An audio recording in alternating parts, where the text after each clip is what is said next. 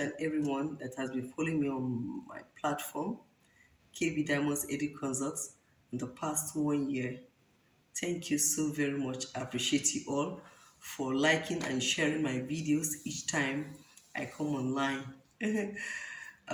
Today's episode is about school alerts, and we are going to be talking about 12 steps that we need to take to avoid drowning.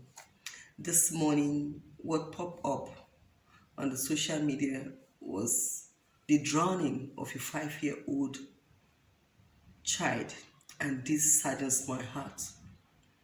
And I just felt, let me share from my own experience in my career as a teacher. Back then, when I was working as a head of school, precisely in Childline Private School on Adenigens in Ikeja, Lagos State, Nigeria. And during my experience, I have the following things I like to share with teachers alike with me and school owners, which I feel it can be of help.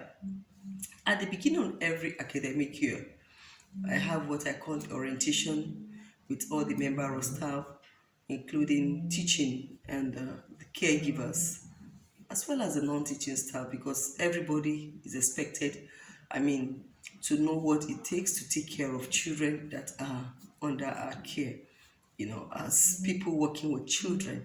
So I have an orientation giving tips on what is expected and responsibility that is expected of us. So once the parents will seek their consent and they make payments that they want their children to be enlisted in the co-curricular activities, that is the swimming lessons, we have a list. And this list, we draw out the list, followed by making a roster of the member of staff, the team that will be going with them for every swimming lessons, which is done weekly or depending on whatever modality. We go for swimming actually weekly. And so we have roster for staff and caregivers, teaching staff or caregivers that will be following those teams for the swimming lessons weekly. After doing that, we make sure that each child that will be going for those swimming lessons, they have their swimming kits.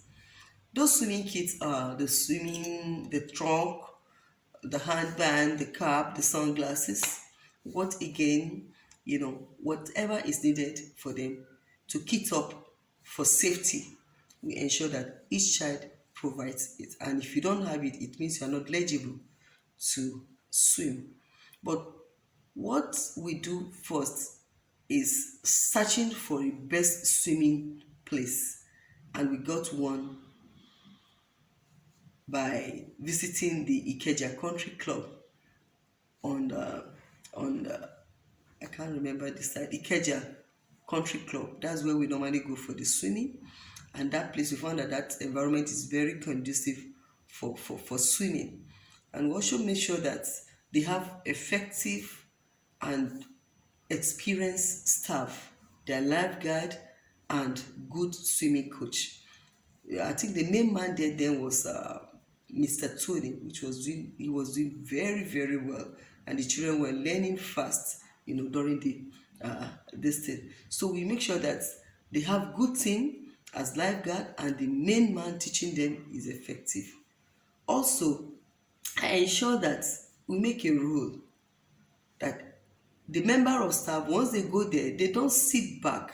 They stand on their toe at the brim of the pool with the lifeguard in water and the swimming coach with the children. All eyes are on the kids in case if there's anything, so that they will switch into action.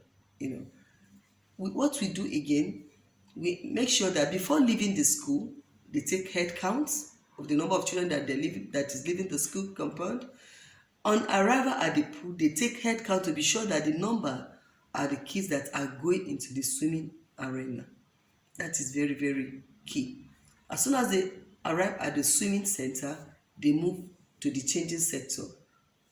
They do that with the supervision of the teachers or the caregivers that follow them on the swimming team, making sure that everything they take, the swimming kit they take, they are well labeled to avoid mixture during their changing or swapping of costume also.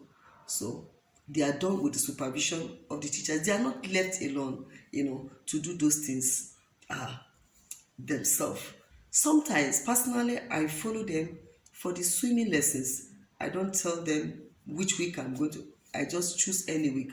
I do that just to observe, to supervise, and see how well they are monitoring the kids while swimming, or how well the coach are doing the lesson with the kids. Is it that they are doing it unguided? Whatever little advice I need to chip in, I do that.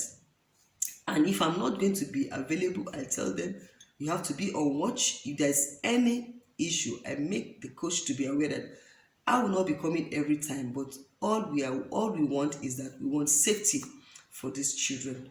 The proprietresses of the school, they are twins, Mrs. Kehinde Adu and Mrs. Taiwo Ogusa. Sometimes they just pump into on notice just to make sure that to keep the teachers on their toe, because they are lovers of children. And when they go for this swimming, I give them a notebook with the title at the back, comment book. I want them to return back giving me a summary of what has happened during the swimming lessons. If there's any little accident, if there's any complaint, if there's anything whatever, I want to read.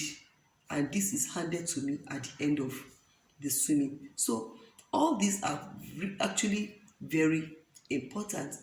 If all these are being taken care of, it's going to go a long way to perhaps, prevent the occurrence of children being drowned when they go for swimming lessons, because parents have invested. They've spent so much to bring the children to school to be under our care. A parent leaving a child in the morning alive and returning back to meet the corpse of the baby. There's no one that will ever dream or wish that. And so that is why I felt that I need to share some of my experience, some of the steps that I took while being the head of school. And throughout my tenure, throughout my stay with them, we never experienced such havoc. And so I felt if you try to adopt some of this, it's going to go a long way to help you in your various locations, to provide safety for the children that are being under our care. Until I come your way next time, thank you. Please subscribe and like my video. Goodbye.